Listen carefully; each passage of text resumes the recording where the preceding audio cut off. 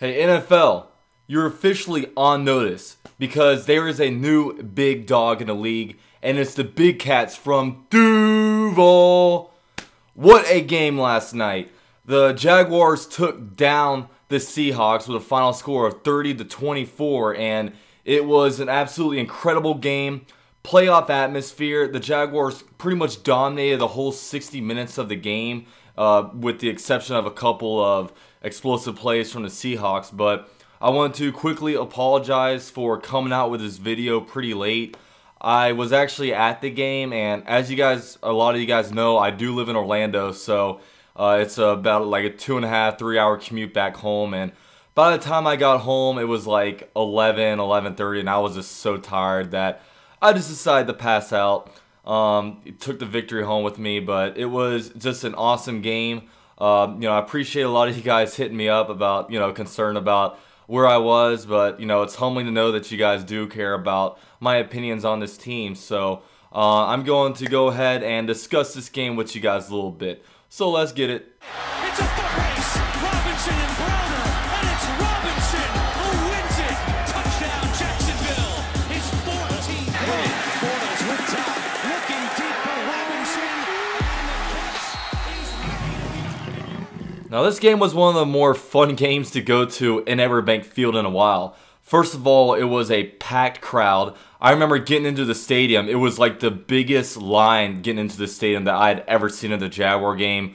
Once you're in the game, like, everyone was just going crazy. It was like about as lit of a, atmosphere as I've seen in a while. And it was kind of interesting the way this game went. The first half ended with the Jaguars being up 3-0, so it really looked like the game might have ended in like a 10-7 kind of score or something like that. But the second half, there was just an explosion of plays, touchdown kind of plays, which ended in a 30-24 final score. And it was just nuts. I'm going to start off and give a couple game balls to both of my UCF Jaguars. Bortles was I thought, MVP of the offense.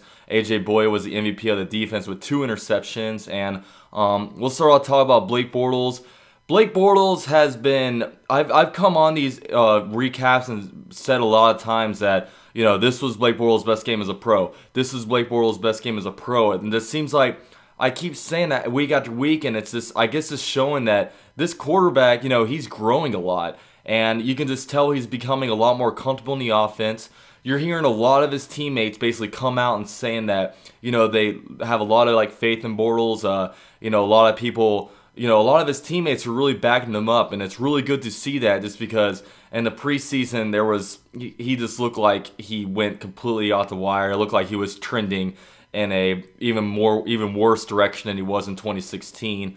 You saw Jalen Ramsey liking tweets from BCC about potential replacements, but he's been balling out, and not only has he been balling out, but his receivers are actually starting to make plays. I remember a few weeks ago, I was really frustrated with Bortles in this play against Arizona, but when I look back at the film of the game, you just saw tons and tons of drops. And if the receivers make those catches, you could be having a whole different tone about the Arizona game. But then all of a sudden, the next few weeks, all of a sudden the wide receivers are actually starting to make plays on the ball and do great things. Keelan Cole, you're starting to see him really emerge after he's got a bunch of NFL starts under his belt. D.D. Westbrook. I thought Jaguar fans really put some lofty expectations on him just because we were so desperate for a playmaker, a wide receiver, and I thought that the expectations for him were going to be far too high for him to be able to meet. But he's been doing outstanding, and I thought there were just 3 plays in this game that were just outstanding by him. One, I thought there were 2 sideline passes to D.D. Westbrook. That was 2 different kind of styles. There was one toward the beginning of the game where it was, he was running and he caught a back shoulder kind of catch where he turned around and caught it. I thought that was a great catch. It really just showed some, a play that's practiced a lot, pitch and catch kind of thing between Bortles and Westbrook. But a more incredible catch was the other sideline pass where it wasn't a back shoulder, but it was just a float in the bucket kind of pass right in his hands on a crucial 3rd and 6, I believe it was. And that was just, I thought, an amazing play. And that touchdown pass. The touchdown pass was, started by Blake Bortles. He basically looked off Earl Thomas and then looked back in time for him to be able to throw a perfect pass to him. D.D. Westbrook had separation, and it was incredible. And, our rookies, Keelan Cole and Westbrook, are really starting to step up when we really needed a playmaker at the wide receiver position. And it was interesting the way the Seahawks played Blake and, the Jaguars offense, because they were doing a lot of man-on-man coverage, and we pretty much ripped them apart on that. I mean, Blake Bortles was accurate. One thing I saw from him in the last couple weeks is his passes are getting spiraling a lot more, which is good to see. And he's just playing out of his mind right now, and I just really hope to keep that up. I mean, I've come on here and I've been critical of Blake when he does bad, but when he does good, I'm going to give him props. And let's just really hope that he keeps this up, because if this kind of play continues into the playoffs, then we could be a real spoiler and a real dangerous team. And another thing about Blake's elevated play is it's going to open up some, room for the running game. I thought our offensive line played really well. I saw them blocking well. I saw a bunch of the guards pulling really well. And it was just outstanding. And Leonard Fournette went over 100 yards this game. It's just, I never know what to expect from him week to week just because of that ankle. I don't know if he's ever going to, hinder it, but he looked good this game. Leonard Fournette ran with authority. I thought that 3rd and 11, third down conversion at the end of the game was just amazing. I mean, if you don't get that, then who knows what kind of game it would be. Fournette played really well. The offensive line was really good. Receivers are starting to make some plays, and the quarterback is playing really well. So all that is just so positive at this point in the season. When we're sitting at 9-4, we're winning meaningful December games, and we, last week you come up with the excuse, oh, we play the Colts. The Colts suck.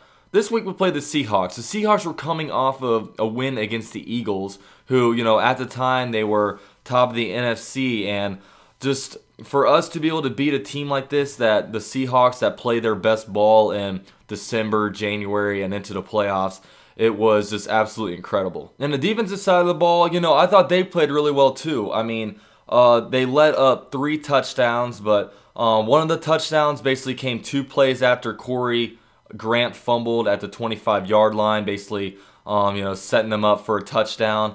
Then there were a couple times where Russell Wilson did Russell Wilson things, escaping sacks. Then he found, 2 guys deep in broken coverage. And, those kind of things obviously can't happen. But, they control the game they control the ball the whole game, because they never allowed them to really have a good drive down the field where they were just chipping away at yards, where they, get a 16-play, 80-something drive touchdown. They never really had that, you know what I mean?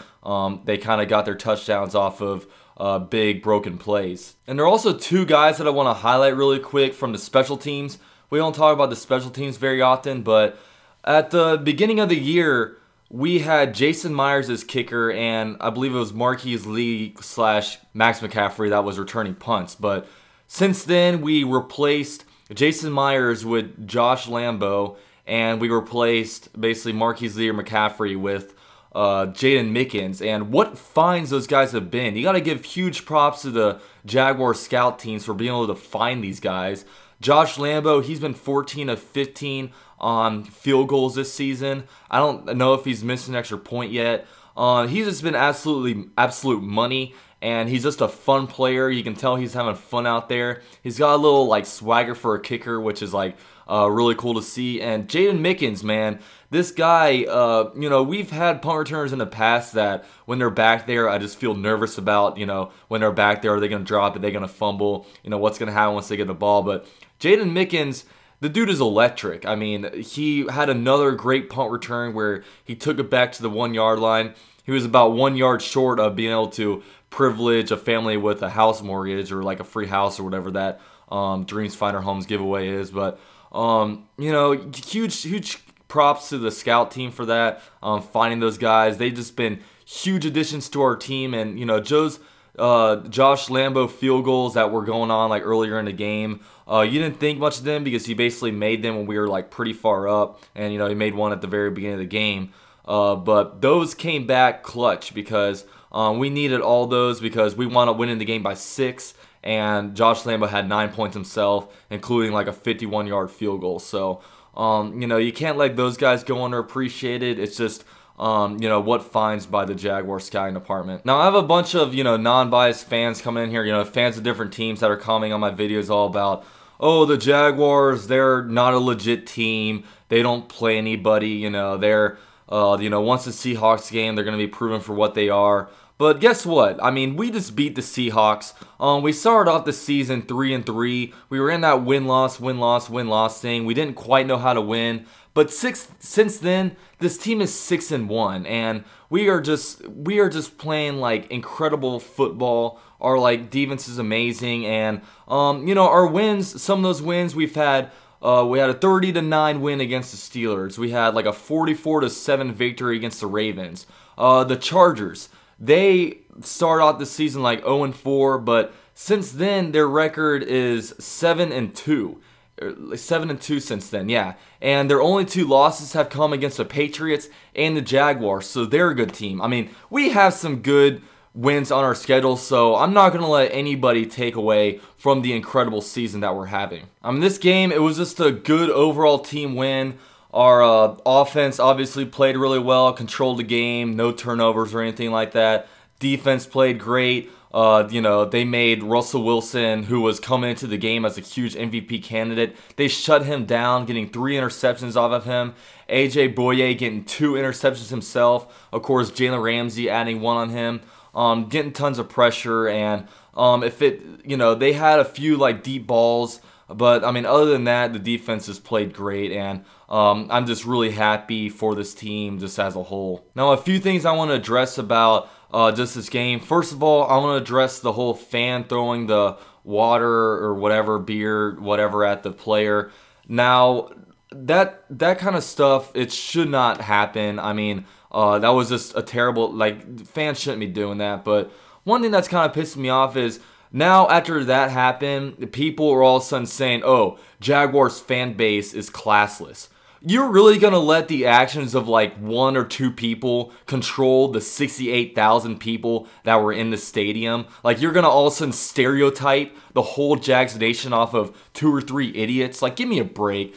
Stop stereotyping shit. Stop being prejudiced about shit. You don't know anything about the Jaguars fan base. We're passionate. We're full of class. And we're just, I think, just a tremendous fan base. And also, I want to address the whole Michael Bennett thing. Michael Bennett, dude, you're a bitch. You know that? Literally, I don't mind players coming out and saying, oh, unless you're the Jaguars, you're going to lose by 40 points or something like that. Or, Earl Thomas calling Blake Bortles subpar QB. I don't mind all that. All that is shit talk. But, dude, you've been in the NFL for way too long to go out there and purposely try to tear Brandon Linder's ACLs twice. Literally, you came at him once during the play and then again after the play. Dude, you have been in the NFL far too long. You have a long NFL career. These players only have one NFL career, and you're really going to try to take a player out of his season like that? You're a bitch. You are classless, and you should be, I can't stand you, dude. You're on a short list of players in the NFL that I just hope the worst for. Seriously,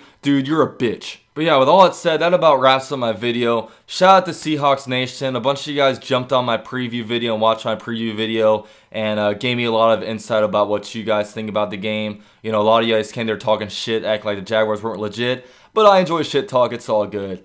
Shout out to you guys. You guys are a good fan base. Then Jaguars, man, we move on to 9-4 on top of the AFC South now that the Titans went down. Finally, they've been pissing me off with how close their games have been. But the Jaguars, it's been a great year, and we have the Texans, 49ers, and the Titans coming up. So let's finish the season off 12-4. Why not? Let's get into this playoffs and make some noise, man. But with all that said, I wanted to touch on real quick. I was going to vlog this game, but I recorded a quick video in my car before I left, and I put my camera down. And then I accidentally left my camera on, so the battery was gone by the time I got to the stadium, or by the time I got there. So I'm super pissed about that. I was really wanting to make a vlog for the game, but whatever, So, with all that said, This is UCF Jaguar with GinJag.com. Go Jaguars. Duval! People aren't used to getting beat like that by the Jaguars. There's no reason to take anything from anybody. You know, we just beat the crap out of you for 60 minutes.